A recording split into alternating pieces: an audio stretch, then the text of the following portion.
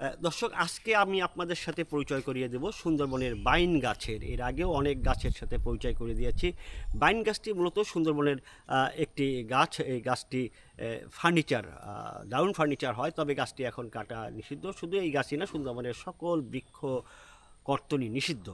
বাইন গাছের একটি বিশেষত্ব হচ্ছে যে এই গাছের যে ফার্নিচারগুলো তৈরি হয় সেগুলো একটি দীর্ঘ স্থায়িত্ব, তার স্থায়িত্ব দীর্ঘমেয়াদী। এবং এই গাছগুলো বিভিন্ন যে পোকামাকড় রয়েছে সেই সব পোকামাকড়ের থেকেও নিজেকে নিরাপদে রাখতে পারে। এবং বাইন গাছটির আকার অনেকটা বড় হলেও কেওড়া গাছের মতন যে ডালপালার বিস্তৃতি সেটি একটি কম হয়। সুন্দরবনের বাইন গাছ সংখ্যা তেমন একটি না, যতটা কেওড়া গাছ, গরান বা গোলপাতা সংখ্যা দেখা যায়, সেই তুলনায় বাইন গাছের সংখ্যা যে সংখ্যা সেটি খুবই কম। তারপরেও বাইন গাছের দেখা মিলেছে খুলনার কালাবুগি ফরেস্ট অফিসের ইকোট্যুরিয়াম কেন্দ্রের ট্রেইলের পাশেই বাইন গাছ।